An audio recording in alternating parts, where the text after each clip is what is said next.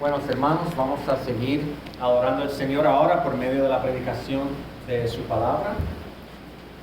Vamos a seguir en nuestro estudio de los salmos y en esta mañana vamos a ver el salmo número 90.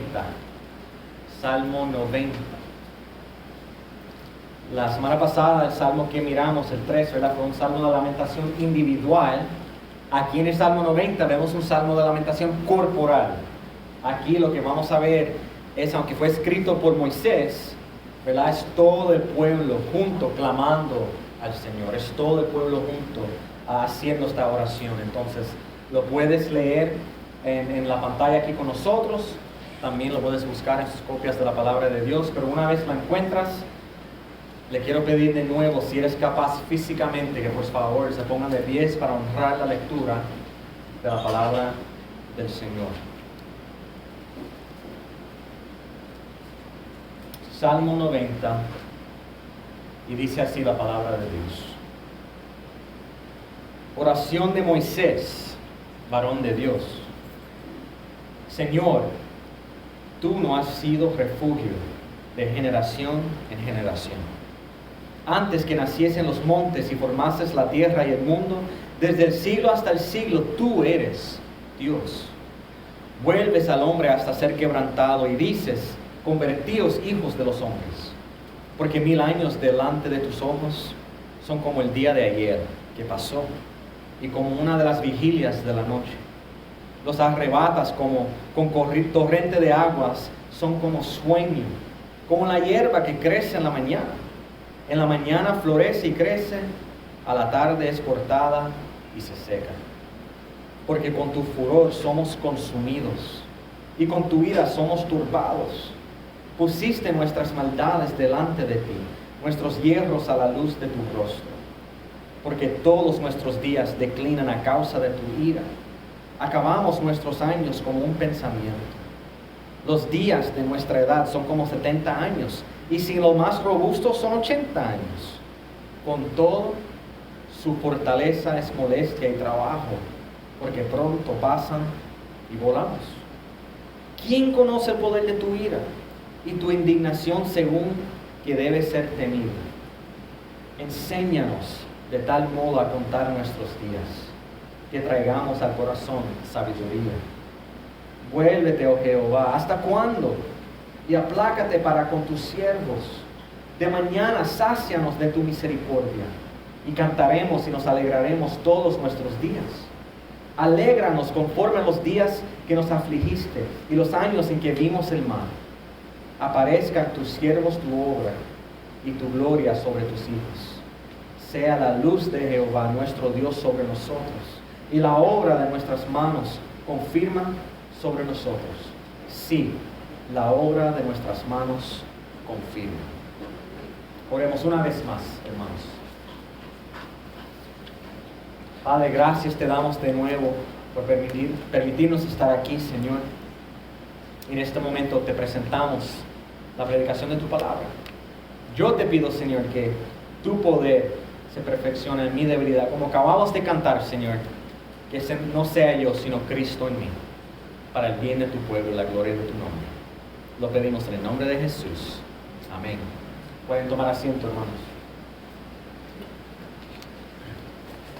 Este miércoles que pasó, yo saqué a mis hijos para que podían correr sus bicicletas antes de cenar. Y estábamos en la calle de nuestra casa, ¿verdad? La casa pastoral. Y pasó una señora mayor, y está mirando a mis hijos y se detiene. Y me dice a mí: yo tengo 2 nietos que ya son teenagers. Y me lo dice, ¿verdad? Con una expresión en su cara mirando a mis hijos. Y era evidente que en ese momento, ¿qué estaba haciendo ella? Se estaba recordando, ¿verdad? Cuando sus hijos tenían esa edad. Y que ahora sus hijos tienen hijos. Y esos hijos tampoco tienen esa edad. Ya esos hijos, sus nietos, ¿son qué? Son teenagers. Y me imagino que ella se estaba recordando: wow, yo fui madre, ahora yo soy abuela. Entonces, en ese momento, ¿qué pasó? Al ver mis hijos corriendo su bicicleta, esa señora, que fue muy, muy dulce ella, ¿verdad? Ella estaba reflejando sobre la brevedad de la vida, porque ¿qué fue sus palabras para mí? Yo tengo nietos que ya son teenagers. Qué rápido se va el tiempo. Y estaba meditando ella en eso, ¿verdad? La brevedad de la vida. Y la realidad es que es bueno. Es bueno para nosotros de vez en cuando de detenernos y pensar en lo breve que es la vida, en lo rápido que se va el tiempo. ¿Por qué? Porque nos ayuda a reenfocar nuestras mentes y nuestros corazones. Nos ayuda a reevaluar cuáles son nuestras prioridades, a qué cosas estamos dando prioridad. Y como creyentes, los que conocemos al Señor, los que estamos en Cristo, debemos entender, ¿verdad?, que Dios no nos ha llamado para vivir para nosotros, sino ¿para qué? Sino para vivir para su gloria, para servirle a Él, para hacer las cosas que Él quiere que nosotros hagamos. Entonces, recordarnos de lo breve que es la vida nos ayuda a reenfocarnos en esa realidad, nos anima a arrepentirnos de nuestros pecados, de pedirle perdón al Señor, y también, ¿verdad?, nos anima a pedirnos perdón los unos a los otros. A veces uno se detiene y no quiere reconciliación, pero es que el tiempo es breve, uno no debe dejar que el tiempo pase para esas cosas. Si hay alguien que se está alejando del Señor, pues recordarnos de lo breve que es la vida nos anima a volver a Él, a depender más de Él, para que Él nos ayude a vivir el tiempo que nos queda en este tiempo para Él. Hermanos, eso es lo que hace este salmo.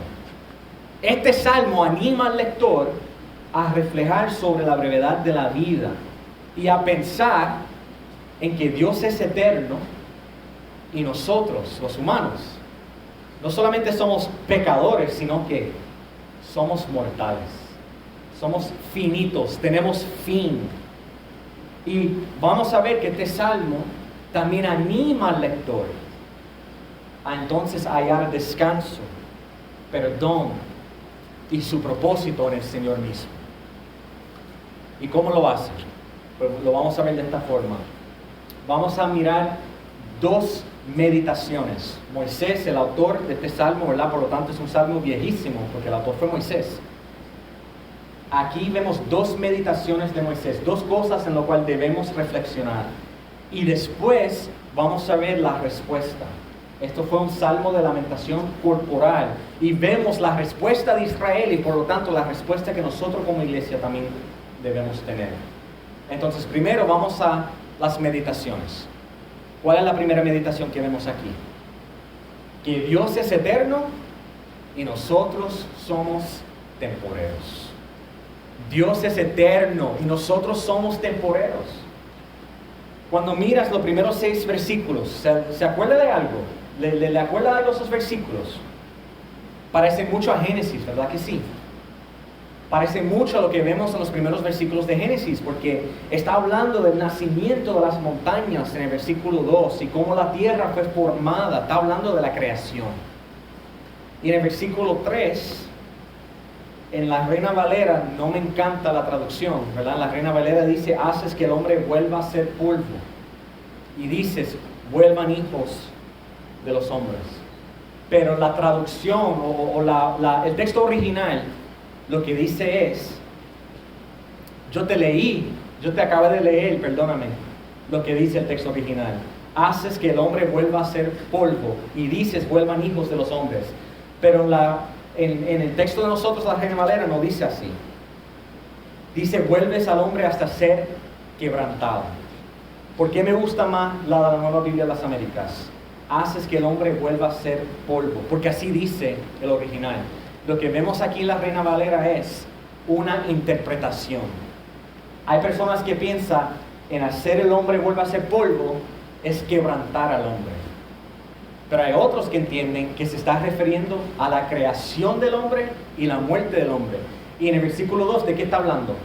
De la creación. Está hablando de cómo Dios formó los montes y que se formó la tierra. Entonces yo entiendo que se está hablando de la creación también del hombre. Que Dios hizo al hombre del polvo y también vuelve el hombre ¿a qué? Al polvo. Entonces en la Reina Valera no nos da la traducción, sino nos da una interpretación. Por eso es bueno leer diferentes interpretaciones de la Biblia para que vean diferentes perspectivas. Pero el punto es este. Moisés está recordando a sus lectores que Dios creó a todas las cosas. Y Dios, en ser creador, eso lo hace rey.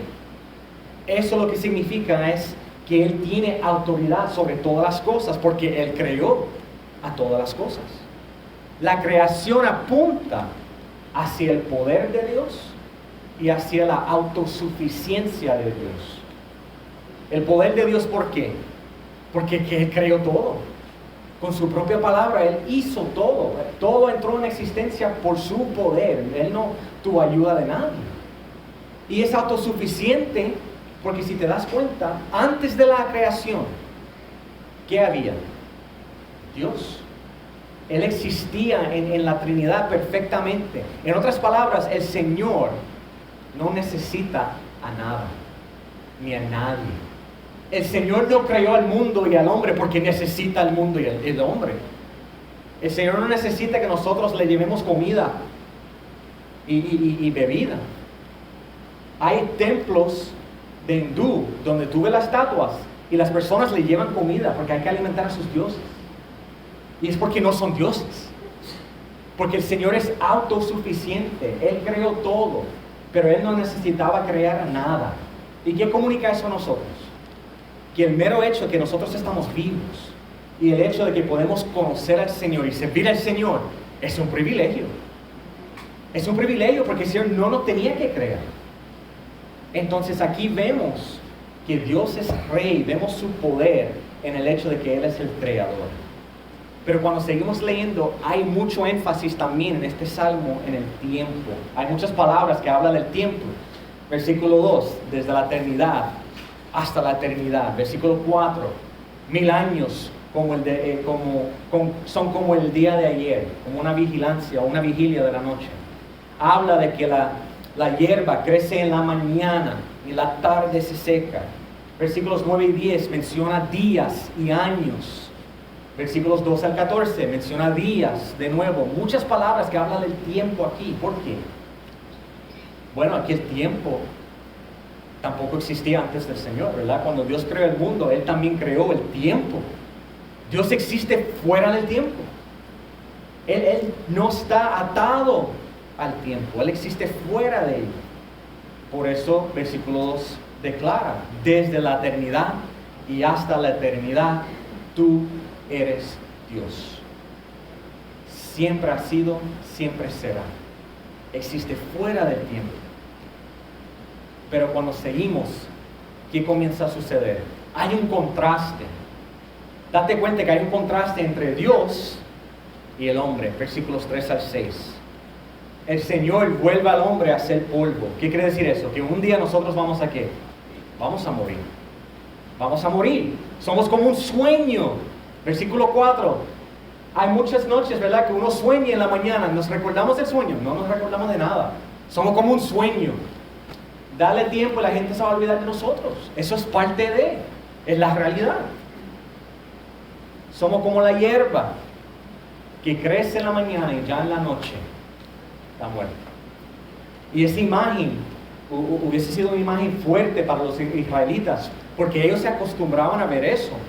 Cuando estaban en el desierto, era normal, en la mañana hay hierba, hay grama, verde, larga, alta. Y ya ese mismo día, en la tarde, como hacía tanta calor y no cayó lluvia, esa grama que nació en la mañana ya estaba seca, ya estaba muerta. Entonces, piensa en eso. Se está comparando el hombre con la grama. ¿Cuál es el mensaje? Que somos débiles, somos frágiles, somos temporeros, somos como grama que en la mañana nace y en la noche ya está muerta, ya está seca.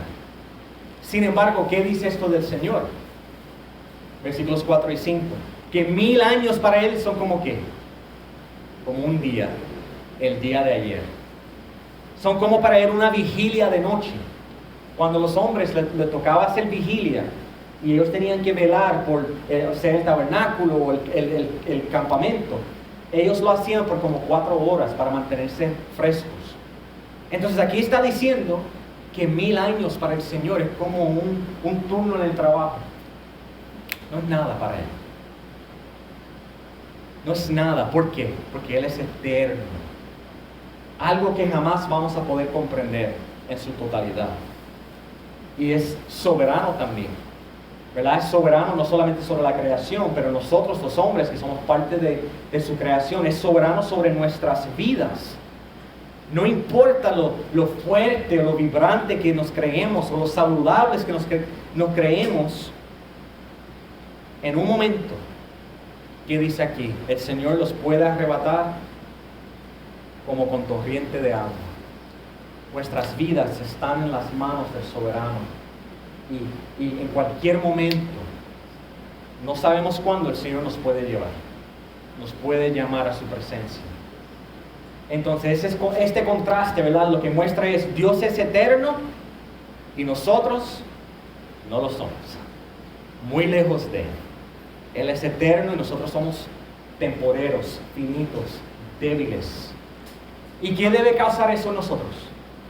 En pensar en esa realidad, debe hacer algo en ti, debe causar algo en ti y en mí. Este recordatorio de que Dios es poderoso, que Él es el eterno, que nosotros somos débiles, inmortales, que vamos a morir en un momento dado, nos debe animar a hallar nuestro descanso y hallar, o entender, mejor dicho, que el lugar perfecto y más seguro para nosotros es el Señor mismo. Es estando en las manos del Eterno, en las manos de aquel que siempre ha existido y siempre también será. ¿Y qué vemos en el versículo 1? Así comienza: Señor, tú nos has sido refugio de generación en generación. Cuando comprendemos lo débiles que somos, eso nos debe animar a ir a donde el Señor, para que Él pueda ser nuestro refugio, nuestro descanso, nuestra paz. No la debemos buscar en nuestro propio sentido de fortaleza, ¿verdad? Como la grama es fuerte. La grama no es nada. Somos nosotros como la grama. Tampoco debemos buscar sentirnos seguros en las cosas temporeras de este mundo. El dinero, nuestros trabajos, ni siquiera nuestras amistades y nuestras familiares. Son bendiciones de Dios, pero igual que todo lo demás en este mundo, ellos son contaminados con el pecado. En un momento dado no pueden fallar. Entonces no debemos buscar nuestra paz y nuestra tranquilidad y nuestro gozo en estas cosas que son temporeras. ¿A dónde debemos ir para hallar ese descanso y esa paz? ¿A dónde podemos ir para alcanzar refugio? ¿En quién podía depender los israelitas cuando estaban en el desierto? ¿Y en quién podemos depender nosotros en cualquier momento de nuestras vidas? El Señor mismo. Él siempre será nuestro refugio. Siempre. Y si te das cuenta, ¿verdad? Esto apunta hacia el Evangelio. Esto apunta hacia Cristo. ¿Qué dijo Jesucristo a Jerusalén? Lucas capítulo 13. ¿Cuántas veces quise juntar a tus hijos como la gallina junto a sus polluelos debajo de las alas? En otras palabras, proveer para ellos ¿qué? Refugio, un lugar seguro. Mateo 11, ¿qué enseñó Jesús? Venid a mí todos los que estáis trabajados y cargados, y yo os haré descansar. Él provee refugio, seguridad, descanso. Jesús ofrece todas esas cosas ¿a quiénes? A todo aquel que se arrepiente de sus pecados y pone su fe en Él. El que cree el Evangelio, el que cree en su vida, muerte y resurrección. En el Evangelio de Cristo, nosotros podemos hallar, aún siendo débiles y mortales, nosotros podemos hallar descanso y refugio. Y refugio del peligro más intenso. Porque ¿cuál es el peligro más intenso?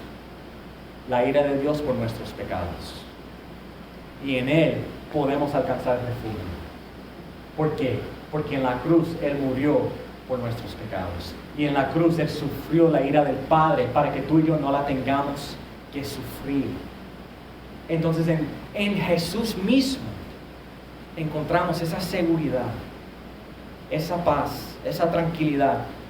Pero hay que arrepentirse. Hay que reconocer que Él es Rey, Él es el Eterno, y tú y yo somos débiles. Somos creación, somos subordinados a su autoridad. Él es Dios y nosotros no lo somos.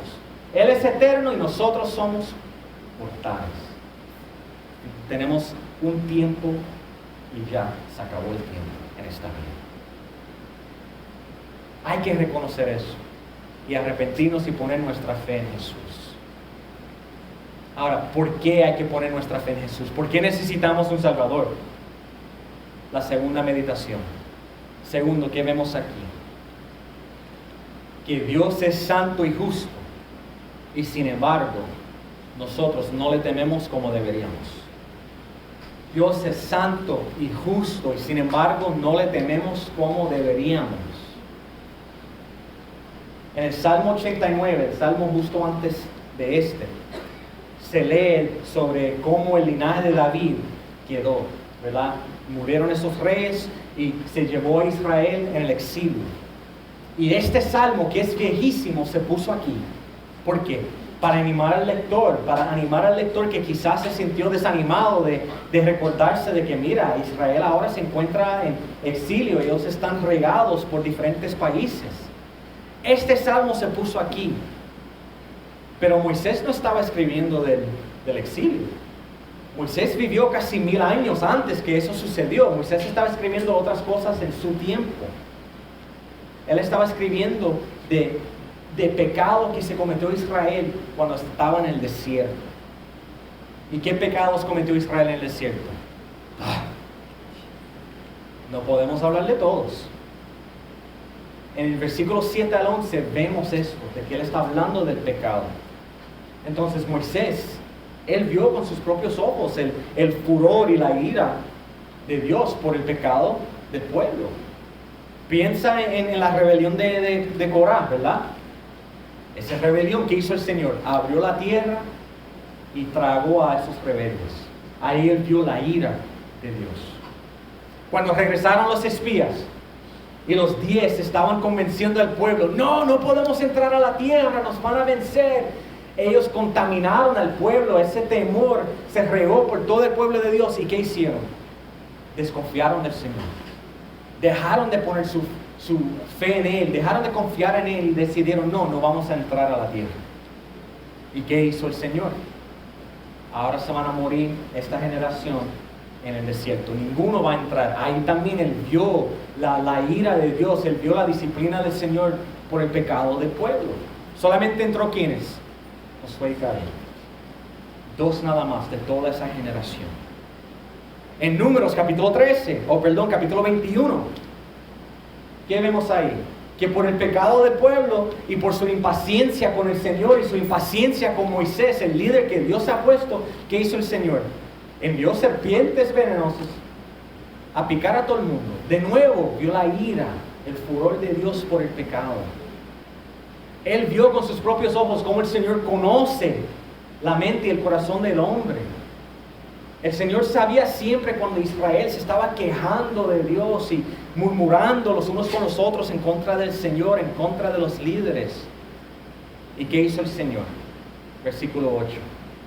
Pusiste nuestras maldades delante de ti, nuestros hierros a la luz de tu rostro. El Señor sacó a la luz el pecado del pueblo. Y cuando el pecado del pueblo está a la luz y tú lo comparas con la santidad de Dios, entonces ahí vemos, mira, sí, Dios está siendo justo en disciplinar a su pueblo. Porque mira el pecado, mira lo que han hecho. Se merece la ira y la disciplina de Dios, porque Él es santo y el pueblo ha pecado vez tras vez tras vez. Y ese pecado, ¿a qué llevó el pueblo? Versículo 9. Dice que ellos sentían como que todas sus vidas debajo de la ira de Dios, debajo de la disciplina de Dios. Y esto es el punto que Moisés está comunicando aquí. La vida, si es tan corta, si es tan breve, ¿por qué persistir en el pecado? ¿Por qué persistir en la rebelión y seguir sufriendo las consecuencias del pecado? Si sabes que la vida es tan corta, ¿por qué persistir así y pasar ese mal rato? Dios es eterno, pero nosotros no lo somos. ¿Cuántos tiempos tenemos nosotros? Mira el versículo 10, ahí mismo Moisés lo escribió. 70 años quizás, 80. Y claro, sabemos que hay personas que duran más, ¿verdad? Pero eso es que la excepción, no la norma. La tía de nuestra hermana Rien que falleció llegó a los 97 años. Gloria a Dios. Cuando uno escucha eso, uno dice, wow. ¿Por qué? Porque entendemos que eso no es la norma. 80 años quizás. Entonces, sabemos, hermanos, sabemos de que la vida y el tiempo pasa rápido. No se asuste nadie, ¿verdad? Estamos en la mano del Señor. No se asuste. Estás en las manos de Dios, pero es una realidad. Y me atrevo a decir, mientras más mayor nos ponemos, más uno está consciente de esa realidad, ¿verdad que sí? Es que es así. Y más cerca de Él, amén. Es así. Moisés entendía esto. Israel entendía esto. Y yo me atrevo a decir que la mayoría de ustedes entienden esto. Lo entendemos en nuestras mentes. La vida es corta. No hay tiempo para perder, ¿verdad que sí? Eso lo tenemos claro. Sin embargo, ¿cuánto tiempo perdemos, hermanos? ¿Cuánto tiempo perdemos con el pecado? Yo sé que si son honestos, y esto es más para los jóvenes, ¿verdad? Una vez se mira el teléfono, Facebook, TikTok, Instagram, lo que sea, y después tú miras la hora y adiós, se fue media hora, así. Uno ni sabe en qué. Nada más mirando el teléfono, uno como que se cae en el abismo del Facebook y perdió 20, media hora, 40 minutos. ¿Haciendo qué? ¿Verdad? Son cosas que no vale la pena dedicarle tanto tiempo. Y después, lo digo con amor, después uno dice, es que no tengo tiempo para leer la palabra, que no tengo tiempo para llegar a la iglesia. ¿Y cuánto tiempo perdemos en el teléfono? ¿Cuánto tiempo uno pierde haciendo cosas? Pero para la otra cosa no hay tiempo. Mira cómo funciona eso a veces. No es que no hay tiempo, es que damos prioridad a las cosas a las cuales no debemos dar prioridad. Y si sabemos que el tiempo realmente es precioso y es corto, entonces ¿por qué actuamos como que no, hoy no lo tengo que hacer, mañana yo lo hago? Yo sé que Dios me está llamando a creerle y obedecer en fe, pero mañana yo obedezco. ¿Por qué no aprovechamos para visitar a nuestros enfermos? Para servir a los que tienen necesidad. ¿Por qué no arrancamos cuando tenemos la oportunidad? Si sabemos que el tiempo es corto. Lo sabemos aquí, pero en nuestro diario vivir, ¿verdad? No vivimos de esa forma. No actuamos de esa forma. Y Moisés, él da una contestación de por qué. ¿Por qué a veces nosotros somos tardes para obedecer al Señor? ¿Y por qué a veces nosotros seguimos pecando contra Dios, sabiendo que el tiempo es corto? Versículo 11. ¿Quién conoce el poder de tu ira y tu indignación según que debe ser temido? Hermanos, esto es una pregunta retórica. Porque si las personas realmente consideraban esas cosas, la ira de Dios y el poder de Dios, no iban a perder el tiempo pecando en contra de Dios. Si uno realmente está consciente de eso, no lo haría. La realidad es que Israel, hubo momentos en su historia que simplemente no temían al Señor. Muy a menudo, ellos se olvidaban de que Dios sí es santo, sí es justo, sí es fiel, pero el Señor también disciplina por el pecado. Y si somos honestos, nosotros muy a menudo nos olvidamos de esto también. Nos encanta recordarnos, ¿verdad?, que el Señor es amoroso, es misericordioso. Y amén, hay que recordarnos de esas cosas. Debemos deleitarnos en esas cosas, no me malinterpreten. Hay que dar gracias a Dios por la misericordia que tenemos por medio de Jesucristo. Debemos dar gracias a Dios por el Evangelio y por enviar a sus hijos a perdonarnos y salvarnos. Pero hermanos, no nos podemos olvidar de por qué necesitamos un Salvador. El Señor envió a su Hijo porque nosotros estábamos bajo la ira de Dios. Estábamos destinados a ir al infierno y pasar una eternidad bajo la ira del Señor. ¿Por qué? Porque no teníamos a Dios. Estábamos muertos en nuestros delitos y pecados y no teníamos al Señor. Vivíamos en rebelión en contra de Él. Gloria a Dios que Él muestra misericordia, ¿verdad? Y los que estamos en Cristo sabemos que nos mostró misericordia. Pero hermanos, el Señor sigue siendo fuego consumidor. Su carácter, su esencia no ha cambiado. Y hay que pedirle al Señor que nos acuerde a nosotros que no debemos minimizar el pecado y la desobediencia. No lo debemos hacer. Hay que pedirle a Dios ayuda. Y yo voy a ser transparente con ustedes. Yo me acuerdo de momentos en mi vida en que en mi mente, en lo más profundo de mi corazón, yo estoy coqueteando, ¿verdad?, con el pecado. Y me acuerdo, para mi vergüenza, momentos en donde yo pensé, si lo hago, si pido perdón, el Señor me va a perdonar. Él es misericordioso. ¿Cuál es el problema con eso? Eso lo que revela es una falta de temor de Dios.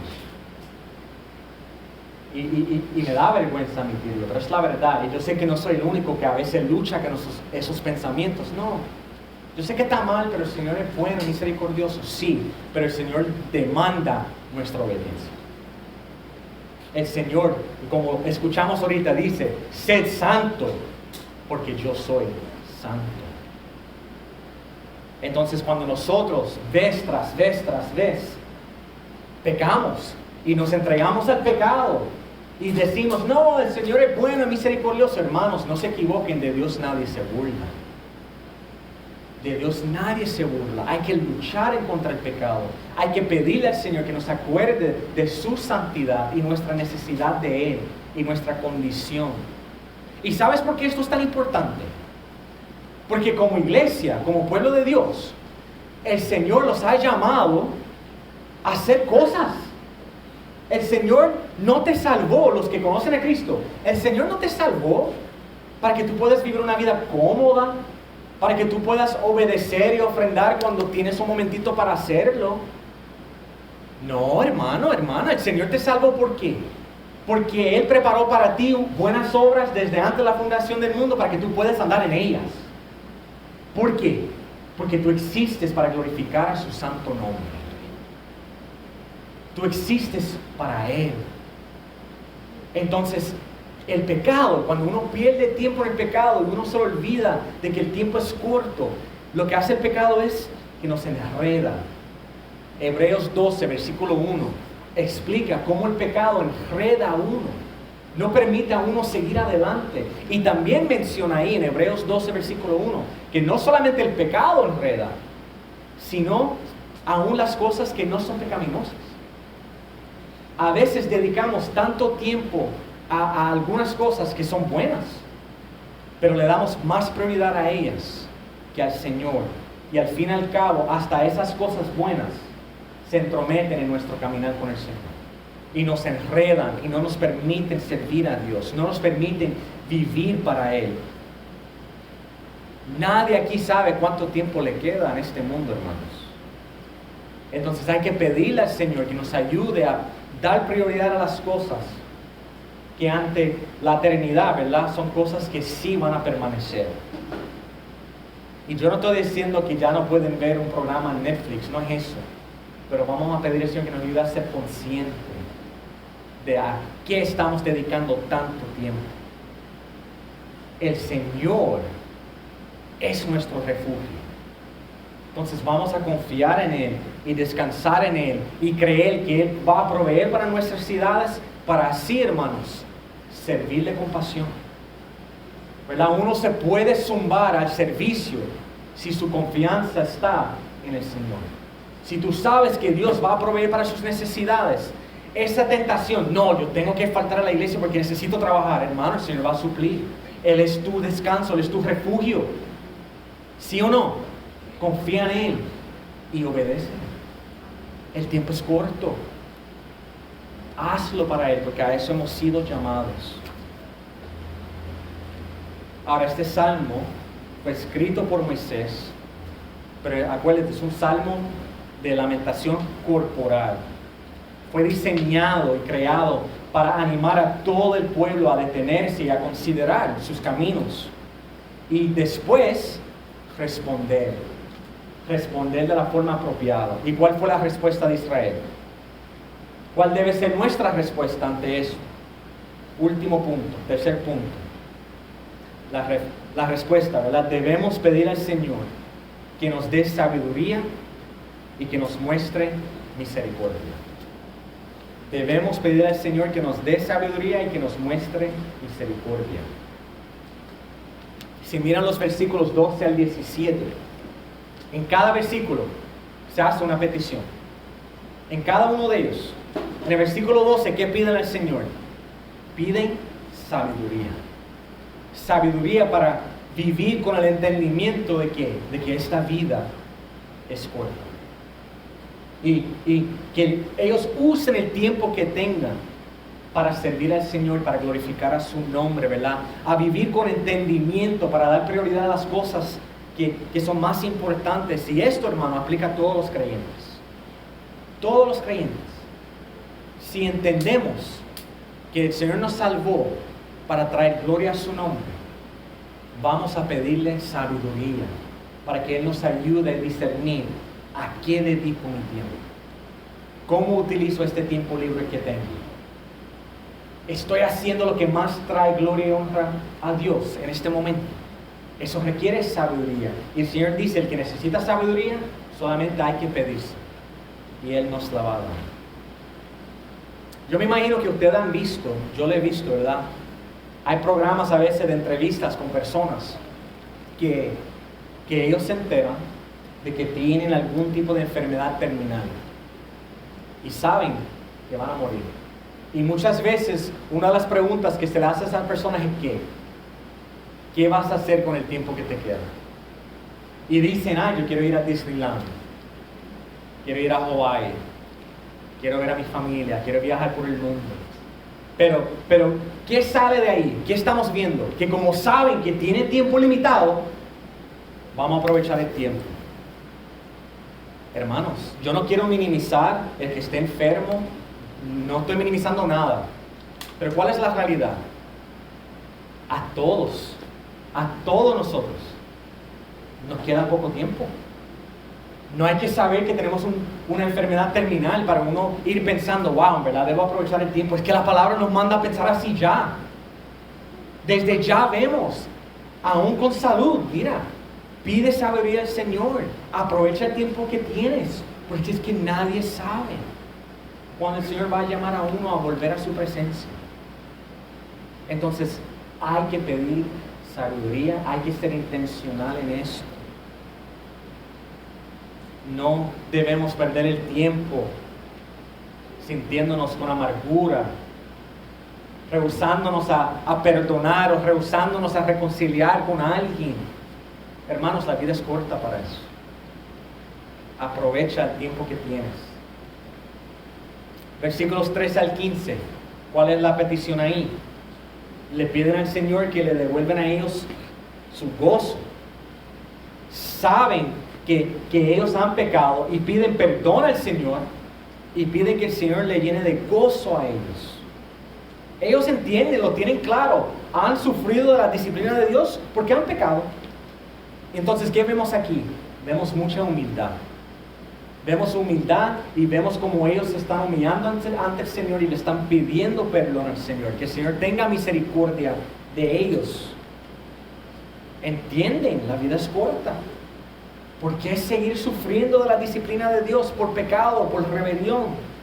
Mejor es que humillarnos y arrepentirnos y pedirle al Señor que nos muestre misericordia y que nos devuelva el gozo de nuestra salvación. Escuchen de nuevo versículos 14 y 15. De mañana sácianos de tu misericordia y cantaremos y nos alegraremos todos nuestros días. Alégranos conforme a los días que nos afligiste y los años en que vimos el mal. Ellos quieren ese gozo, ellos quieren que el Señor los sacie, ya no quieren buscar su propósito y su gozo en el pecado, quieren obedecer a Dios y sentir gozo de parte de Él. Entonces, hermanos, eso también tú y yo la podemos tener.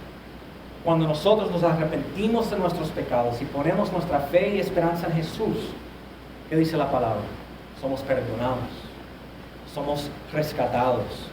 Y es ahí donde uno encuentra el gozo que permanece para siempre. Es ahí. Y ese gozo puede comenzar hoy por medio del Evangelio. ¿Y cuándo termina? No termina con la muerte, sigue para toda la eternidad. Pero hay que arrepentirse y hay que creer el Evangelio, hay que creer en Cristo. Entonces, si no eres cristiano, yo te animo, ponga tu fe en el Señor. Cree que Él vivió, murió y resucitó por tus pecados. No pierdas tiempo, no diga mañana lo hago. La vida es corta. Y para ustedes que ya son creyentes, tú sabes que tu fe está en Cristo. Pues ¿saben qué, hermano? Arrepiéntete y me uno contigo. Vamos a arrepentirnos y vamos a pedir al Señor, Señor, sea que nos queda 2 años o 20, ayúdanos a vivirlo para tu gloria y tu honra. Ayúdanos a ser productivos para el reino. Y eso es lo que vemos aquí. Así termina el Salmo, ¿verdad? Termina con una petición de que el Señor los ayude a ser fructíferos y productivos. Versículos 16 y 17. Ellos entendían, para que la obra de sus manos permanece para siempre, necesitan del favor de Dios. Y con la ayuda del Señor, por medio de la gracia de Dios, lo que nosotros vayamos a hacer para Él, va a permanecer.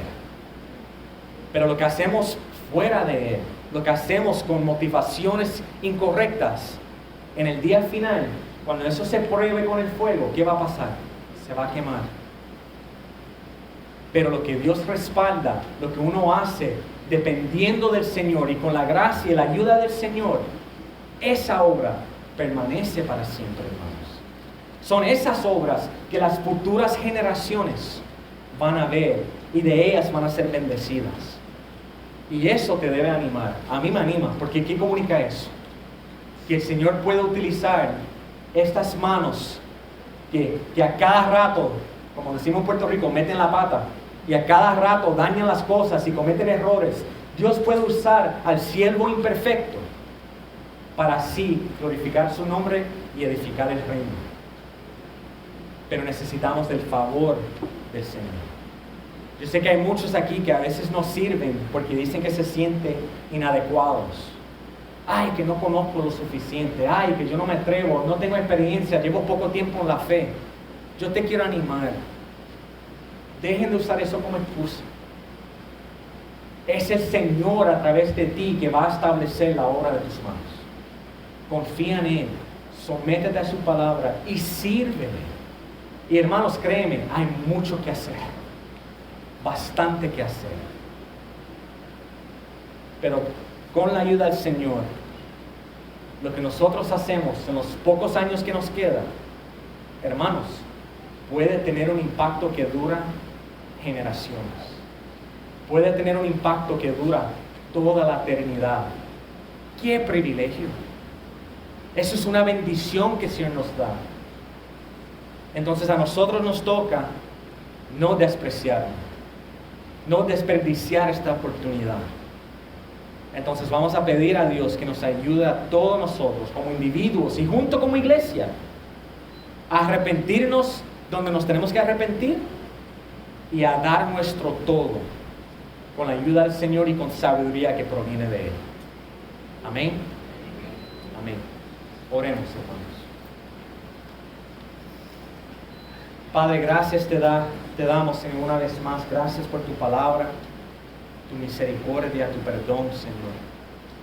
Gracias por este recordatorio, Señor, que el tiempo es corto. Y ayúdanos a aferrarnos a ti. Ayúdanos a ser humildes y a arrepentirnos y entender nuestra necesidad de ti, Señor, para así seguir adelante. Danos sabiduría, Señor. Espíritu Santo, ayúdanos. Entendemos que nuestras propias fuerzas somos tentados a satisfacer nuestras necesidades y pensar nada más en nosotros. Entonces te pedimos ayuda para fijar nuestra mirada en las cosas de arriba y para dar prioridad a las cosas a las cuales debemos dar prioridad. Y gracias, Señor, porque aunque seamos imperfectos, tú eres quien establece las obras de nuestras manos. Bendito eres, Padre. Úsanos, Señor, y glorifícate en medio de nosotros. Te lo pedimos en el nombre de Jesús. Amén.